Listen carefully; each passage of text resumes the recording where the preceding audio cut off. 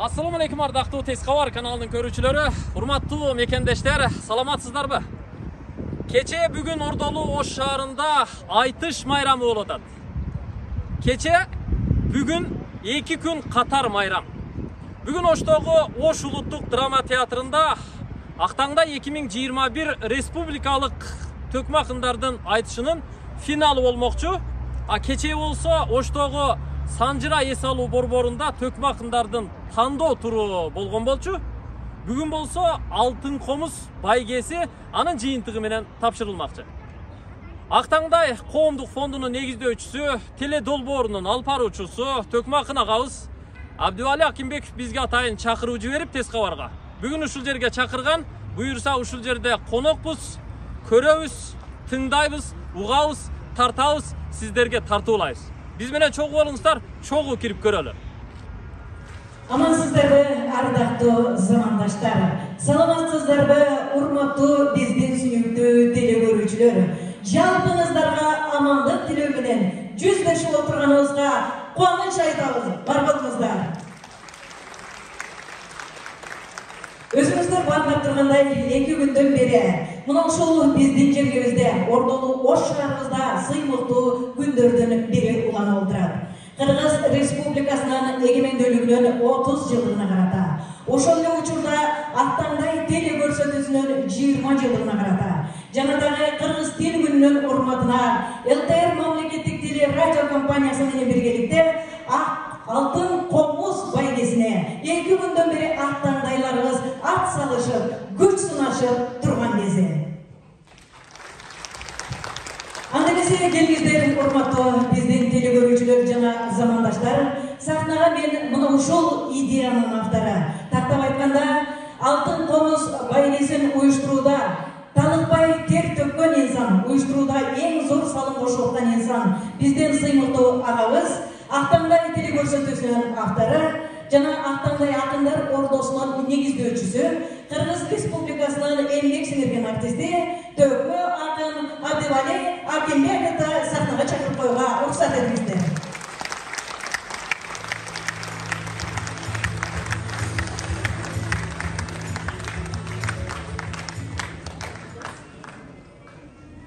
Эң оңолу жараткан Алла Таалага чексиз мактоолорду айтам ушул күнгө жеткиргенге. Жалпы ушул бизди сахнага тарбиялап, сахнага жетелеген, кашымда турган, теледе көрүп турган калың журтума мен ыраазычылык айтам. Бар болуңуздар, майрамыңыздар куту болсун. Мындан 27 жыл илгери мен устаттарым, залкарлар, атам Буркан Ырчыбаш болуп, Ашыралы, Туганбай, Эстебес, Кайырбек төкмө, биздин заманыбыздын залкары Замирбек төкмөлөр, бул жактан биздин Ысак атабыз, Көйкөлгөн көлдүн жээгинен Касманбетов Сапарбек аксакал, Нарындан Нурудин Ибраев, ал эми Кең Таластан Кадимге Шекербек, болбосо улуу залкарлардын ак батасын алган Назарбек Камчыбектердин көп батасы тийип, мына калың журтка биз ошол инсандардын учугун улап, аталар баскан жолду улап келатабыз. Бул дагы Алла Тааланын бизге берген чоң шубагасы деп ойлоймун. 27 жылдан бери ушул Актаңдай акындар ордосун негиздеп, андан бери ушул биздин элдин мыктылары, эл жерде иштеген азаматтар, ал кездеги жетекчилер маркум биздин Бердибай Матсаков агабызга агай ушундай бир жакшы долбоор бар эле. Ушул долбоорду калың журтка жайсак, биздин кыргыз журтундагы тек хан манасынын жанында ырамандын бир чуутунан уланган улуу салттуу өнөрдү улап кетер эле деп ушул Актаңдай теле долбоорун уюштурдук. Байкалбай 20 жыл өтүп кетти. Мына эгемендүүлүгүбүздүн 30 жылдыгы болсо, Актаңдай 20га чыккан болсо, бүгүн Алла Таала жараткан адамзат пендеден кыргыздын тилин кошо жараткан болсо, тил майрамы да биздин ушул шаарыбыздын майрамы дагы ушул коштолуп отурат. Биз 2015 жылы биз менен пикирлеш инсандар турат, төрдө отурат. Айтиева Максуда Жаныбековна ошол кездеги эл экс директору. Бул жерде кашында отурат кыргыздын чыгаан инсандардын бири, меценат. Азыр бирөөдөн бир тыйын чыгыш кыйын. 2015-жылдан бер жака бизден ушул алтын комусту даярдап, чөнтөгүнөн далай кыйындарды ушул өнөр үчүн салган азамат. Бул жерде биздин агабыз отурат, ушундай инсандар.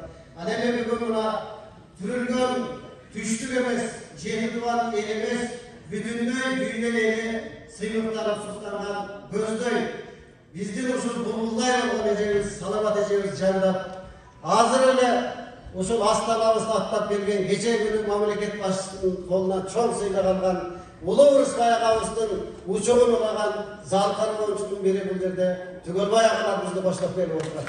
Бул деген чоң нерсе. Ал эми билимбей 33 жыл өтүп кетти. Мен канатташ казак жергесинде өзөктөш өзбек элинде мыкты залкарлар менен курбу дос болгонума абдан мен сыйлыктанам.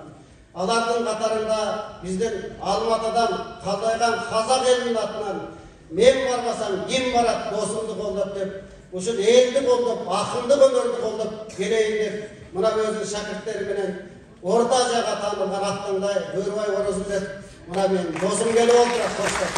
Бар болуңуздар. Эми Актаңдайга келейlik, Алтын комуска келейlik.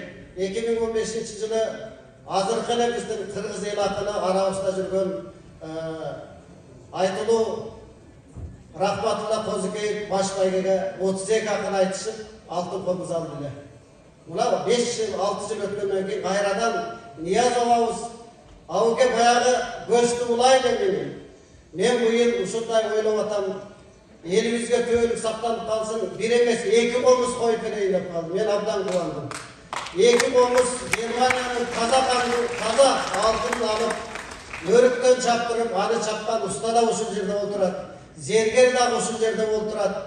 Ал эми ал өрүктү 600-700 миң акча коротуп, ушул бүгүн акындарга тартуулдай турган болуп отурат. Бул чоң сыйлык мен үчүн. Бир өрүктү азыр эле саналуу мүнөттөрдөн мурдараак биз Суйкайган Сулайман тоонун этегиндеги Сулайман тоо тарыхый музейибизге ошол жерге белек кылып тапшырдык. Түбөлүк биздин дүйнөдөн келген эл, кыргыз элибиз, бизден кийинки муундар ата бабабыз ушундай алтын комуз көтөрүп, комузду ушунчалык туу туткан экен деп түбөлүк айтып жүрсүн деп туруп биз белек кылып тапшырып келдик. Бул да элибизде куту болсун. Эми менен бир Чугалайдан чыккан акын досум айтты эле. Чоң болгон, кичик болгон баары бирдей, жаз өтпөй тагдыр аткан огу тийбей, гений бол аалам сынын ачам деген, өтөрсүң жүздү билсең миңди билбей деп. Ал эми бактылуу адамдын да арманы бар, байдын да жетпей иште калганы бар, бечара кейпин кийип тургандын да дүйнөнү бир таңдантар дарманы бар деген сөз жазган экен.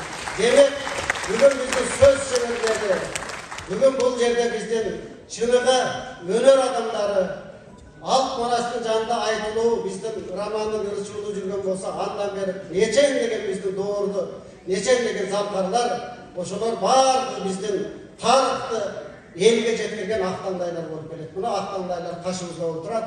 Анда мен бул жакта ошол алгачкы биздин алтын комузду Козыкеев агабыз көтөрдү эле, калкыбызга ошол комузду бир көрсөтүп коеюн. Ал киши сыркоолоп калып, кечирим сурап, ошол биринчи комузду калкка көрсөтүп коюңуз, эл көрсүн деди. Мына байбичеси көтөрүп келди. Ал комузду көрсөтүп коеюн. Бул комузду Кыргыз Республикасынын еңбек сиңдирген ишмери Рахматулла Козыкеев агайыбыз алган.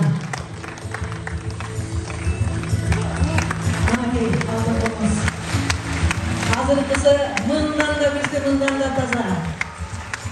Ал эми 2 күндөн бери жака тикелей жетидубан 54 өлкө көрүп кубанып, алтын комуз кандай болду экен деп, ал алтын комузду Актаңдайлар арт жакта күтүп отурат. Бүгүнкү акындарга берүүчү алтын комузду эми алып чыганак. Нияз ага. Нияз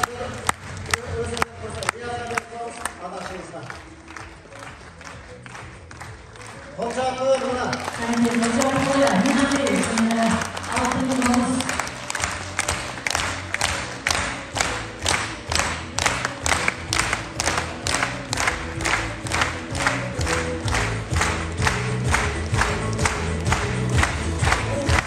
İki günden beri Ankara'yı takıladık.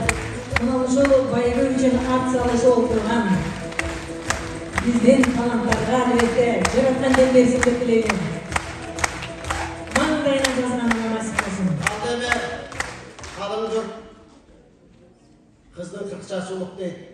Kırgız Respublikasının el artisti, Kazak Respublikasının emgek singirgen artisti, Toktogul memleketlik sıylıktın iyisi, Türk soydun altın medalının iyisi, bizden zamanımızdan zalkarı desek Jamilbayımız Salamatkan Sadıkov ejekemizdi. Jana Kırgız Respublikasının el artisti, geçeyle Manas ordeninin iyisi olup bugün gelip oturgan bizden sıylıklı ağalarımızdan biri Kazak Tugarbay Toktogul'uştu sözle çakıp koyayım.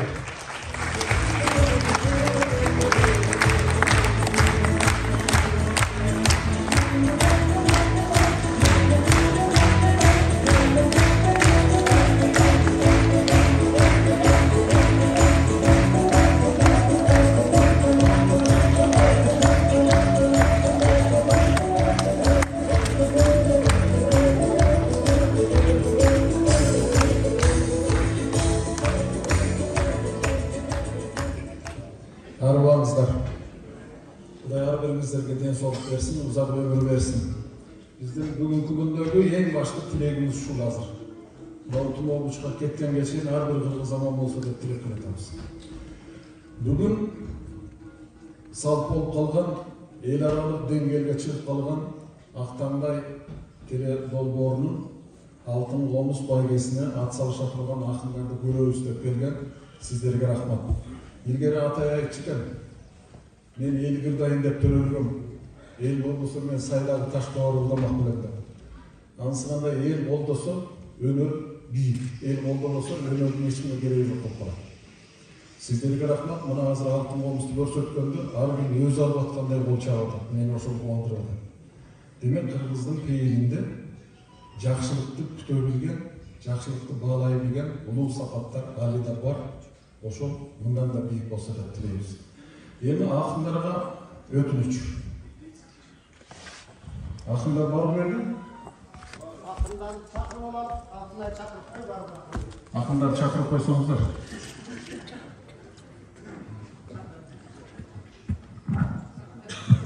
Анда эмесе келиңиздер кечээ күнгү өткөн тандоо турунан бүгүнкү финалга өткөн биздин артыңда акындарыбызды сахнага ирети менен чакырып койсок, Мамель Исраилов, Сапарбек Зулпуев, келиңиздер кол чалуулар менен, Баян Ахматов, Чыңгыз Кожошев, Турат Жумаев, Мамбетовто Орозоулу, Нурсултан Абдыкеримов, Жылдызбек Төрөканов, Нурайым Исмаилова, Абдыкайым Ашымбаев, Нурсултан Малдыбаев, Айсаба Базарбайкызы, Садырбек Турдубекулу, Тынчтык Эсенбайулу, эң негизгиси биздин Казакстандан келген акындарыбызды биз кол чоолор менен чакырып алалы. Нурлан Эсенкулов,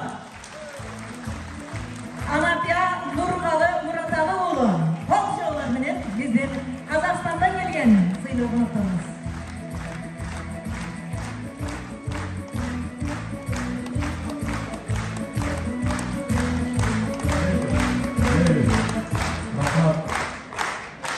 Сахнада турган акындарды көрүп атасыздар. Көп жылдардан бери айтышка катышып келаткан, дасылып калган, бир топ тажрыйба алып калган акындар.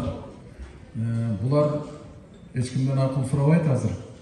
Бирок биздин мына калыстар тобунун өтүнүчү бар. Көптөн берки келаткан айтыштарда акындар үйлөрүнөн даярдап алган бир темаларды айтып отуруп алат. Туурабы? Айтыш деген ал санаторлордун конкурсу эмес. Ал терме кылардын конкурсу эмес. Ушул нерсени ажыратып алсак. Мисалы биз 4 теманы айтып атпайбызбы азыр? Ошону эми Кыргызстандын эгемендүүлүгүн 10 мүнөт ырдап отуруп албай эле эгемендүүлүк боюнча айтышып бербейсиңерби? Себеби экөө эки башка нерсе. Жөн эле үйдөн жаттап келгенде айткан бир геп, бирок айтышка келгенден кийин жаныңардагы турган акындар менен айтышсаңар, силерде тажрыйба бар. Баарыңардын жүрөгүңөрдө оту бар, жалыныңар бар, жүрөгүндө жалы бар азаматтар финалга чыктыңар деп ойлоп атабыз. Ошондуктан бул элдин убактысын жебей, шыр эле айтышып өтсөңөр, айтыш көрөлү деп келди эл. Бирөөлөрдүн бир термесин же бирдемесин угам деп келген жок. Курч айтышты эл жакшы көрөт, туурабы? Мына дуулдап кол чабып коёбуз.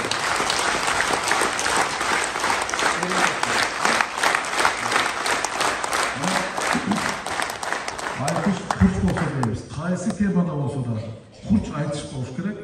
Элдин ошондо чери жазылат, элдин ошондо бир көңүлү көтөрүлөт дегендей. Бул бир өтүнүч. Экинчиден, азыр биринчи айлампага 8 жук чыгат, 8 жуктан ар бирине 10 мүнөттөн убакыт беребиз. Анткени үйдөн жаттап келгенде айтпай, шырла айтышка кирсе 10 мүнөт жетиштүү деп атабыз. Экинчи айлампага 4 жук чыгат, 4 жукка 15 мүнөттөн убакыт беребиз. Ошондо сиздер менен биз бир жакшы айтыш көрөбүз деп ойлоп атабыз.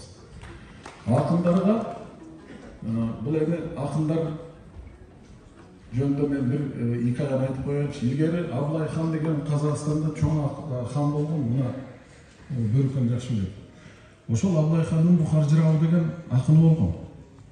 Ошол экөө барып бир жерге түшүп үйгө кирерде, Абылай хан айтат Бухар жырабыга сиз кириңиз дейт. Бухар жырабы айтат, ой айнанайын ханым, сиз кириңиз, сиз хансыз да. Дегенде Абылай хандын айтканы бар. Мени эл шайлаган, сени Кудай берген бизге, сенин жолуң улуу. Сен кир дейт үйгө. Акындарга ошондой мамиле болуш керек. Акындарды бизге Кудай берди. Кудай бергенден кийин, мына Теңир жараткан бергенден кийин буларга акылды дагы, ырды дагы, илхомду дагы жараткан берет. Ошон үчүн мен жараткандан дайыма акындарга илхом деп коебуз го, орусча, Туура айтып атамбы? Же башка сөз айтып алдым. Илхом тилейбиз. Акындар менен Теңирдин ортосунда байланыш эч качан үзүлбөсө дейт. Ошол алдан калың болсо дейт. Анткени акындардын оозуна сала берет да сөздү. Алар ушул азыр отуруп эле баарын ойлонуп аткан жок булар. Учурунда ошол төгүп өйдө жактан салып бере турган бир жакшы жүрөгү бар. Ошондон айырбасын дейм ар бир акынды. Кудай силерге ийгилик берсин, ден соолук берсин, акыл эс берсин. Анда сиздер эми сөз угал деп келген жоксуздар, айтыш угал деп келдиңиздер. Биз сөздү токтоторбу, же дагы сүйлөп бере беребиз? Айтышты баштайлы, кайнап айтасыңбы?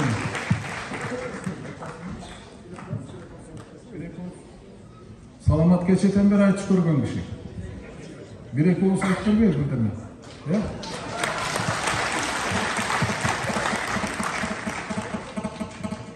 Туура айтып атасыз, Туке, мен кечеден бери сүйлөй турган сөзүмдүн лимити түгөнгөн, ошончо дагы эл деген эл эмеспи.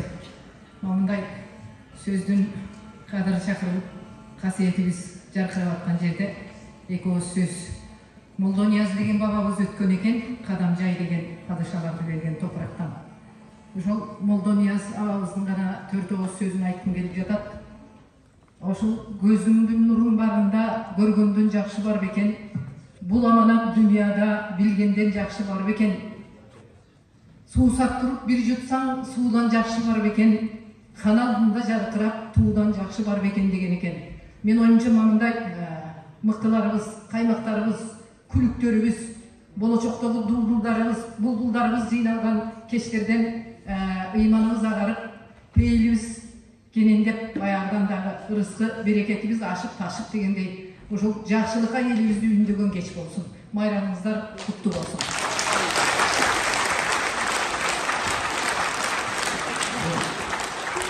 Сакен Молдонияздын өлүмүнөн төрсө кош коёчу. Жаның кейип турганда жакындан артык эмне бар? Айтыш болуп атканда акылдан артык эмне бар? Чын рахмат. Бар болуңуздар. Анда биз эсе келиңиздер, урматтуу биздин катышуучулар жана жалпы Жумурай журт, сиздерге бардык жерде, кайсыл элде болбосун, таланттар таймашып, өнөрлүүлөр өр салып талашып турган кезде, албетте калыстар болмоюнча менимче адилеттүүлүк жасалбайт. Андыктан азыр мен калыстар тобун тааныштырып койсом, Саламат Садыкова, Кыргыз Республикасынын эл артисти, Токтогул атындагы мамлекеттик сыйлыктын лауреаты, Казакстандын эмгек сиңирген артисти, Манас орденинин кавалери, Түрксойдун Ардак орденинин ээси, калыстар курамынан төрайымы. Касымов Мейманбек агайыбыз бүгүнкү калыстар тобунун мүчөсү, Кыргыз Республикасынын маданиятына эмгек сиңирген ишмер, ЛТР мамлекеттик телерадио компаниясынын ардагери, устатыбыз. Казаков Түгөлбай Токтогулович, Кыргыз Республикасынын эл артисти, биздин сүйүктүү композитор агайыбыз, Палчалдар. Айтиева Максуда Жанабековна, Интерньюстон Кыргызстандагы өкүлчүлүгүнүн кыргыз тилдүү аймактык журналистиканы өнүктүрүү боюнча координатору, ЛТРдин мурдагы биздин сүйүктүү ген директорубуз болгон, албетте, Алтын комуз байгесинин сунуштаган идеясын сунуштаган автор эжекебиз. Ошондой эле Орозумбетов Бөлүбай, Казакстан менен Өзбекстандын эл аралык жазуучулар союзунун мүчөсү, эл аралык айтыштардын жеңүүчүсү, Токтогул Шолохов атындагы алтын калемдин жана даанышман медалынын ээси. Айбашев Ниязбек Тилибалдиевич, Алтын комуз байгесинин автору, меценат агабыз. Берикбаев Маратбек Апилетович, Европа усталарынын мүчөсү, чебер уста, маданияттын мыкты кызматкери, алтын комузду чапкан инсан, ушул инсан. Ошондой эле Сабираханова Кыялы Тойгонбаевна, калыстар тобунун катчысы, мамлекеттик телерадио компаниябыздын Жалал Абад облусу боюнча өкүлү.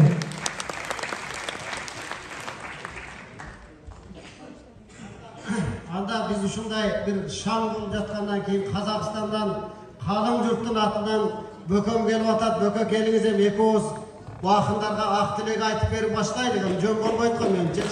Орозумбетов Бөлүбайга кетип коюңуз. Сиздер баштап бергенче биздин акындар ордуларына барып даярданып турабы?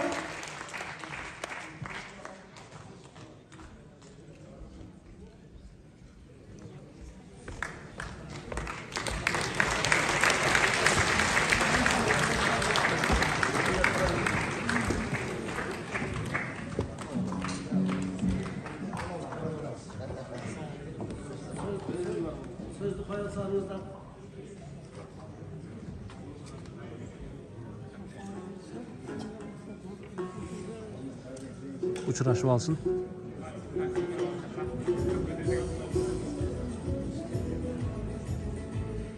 Assalamu alaikum bir tuğandar.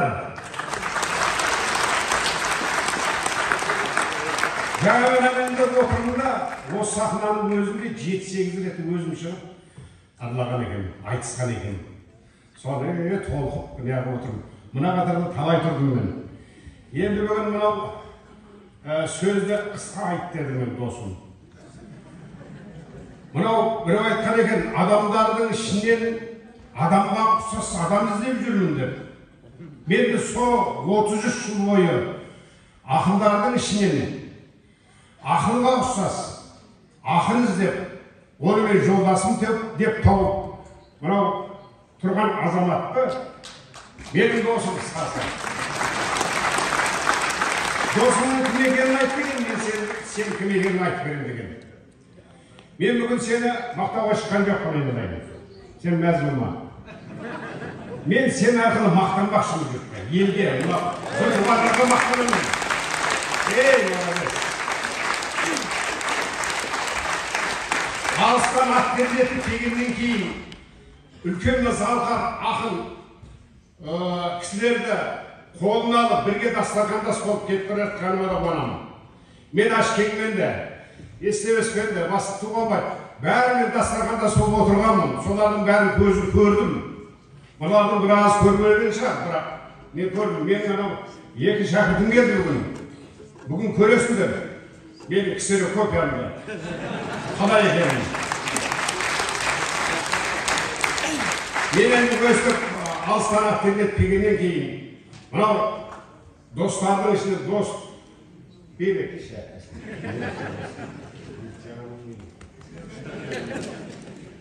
Бағана әзіл деп айтып, егер мен қыз болған болсам тиіп өміріңе. Бұл жарайды. Енді мен сондай дос бола тұра, басқа бола тұра, өзімнің мен жазбамда бірге атқарғанмын, кітабымды сыйламақшымын. Кітабымды әкелдім.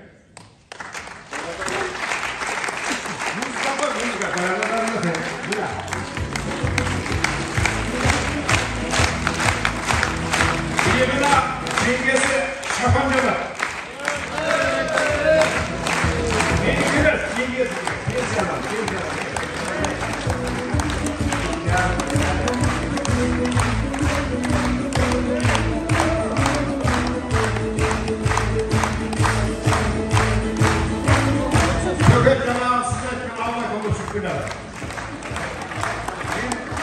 Altın kolumuzda ataylar var geldim şeydir.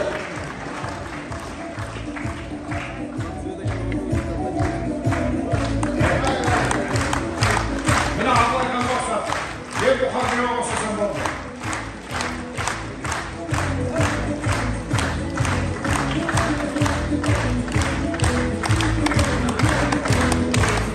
Anda Altınay aytıştı baştan жөнүңүздөр болду. Рахмат. Men altın komuzdu қазыларға берейін. Қазылар altın komuzu сақтап, өзіңіздер эми ақтаңдай ақынға бересіздер. Ақындар даярдан.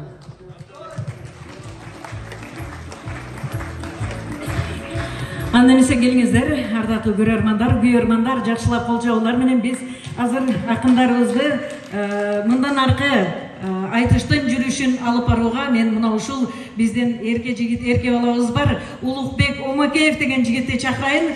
Келебай, мына Улукбек энебиз мындан аркы айтыштын жүрүшүн өзүң алып барсаң.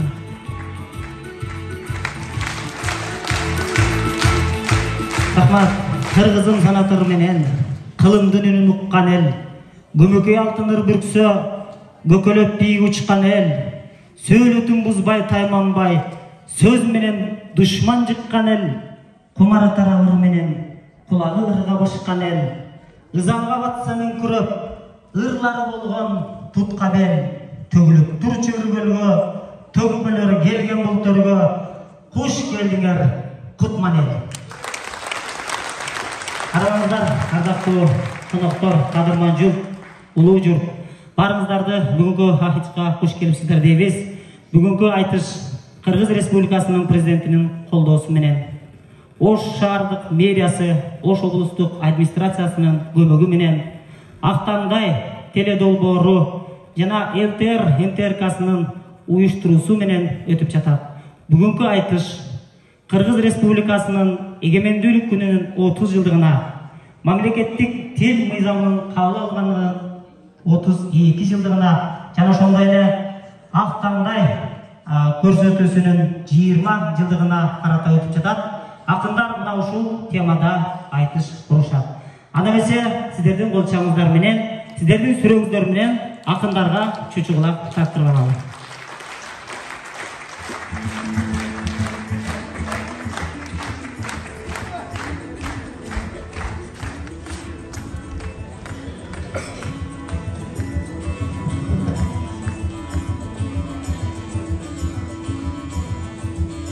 Урматтуу коноктор, акындар жүк болуп 8 жүк болуп айтышат. Биринчи айлампада 10 мүнөттөн айтыш курушат. Экинчи айлампага 4 жүк чыгат, ал айлампада 15 мүнөт айтыш курушат. Анда эмесе биз 4 акынды чакырып, бул жакта чучурлап тарталы. Андан соң айтышыбызды баштайбыз. Майбек Исраил агабыз, Сапарбек Зулпоев, Баян Ахматов жана Чыңгызхан Кожошевтер чыгылап тартыңыздар.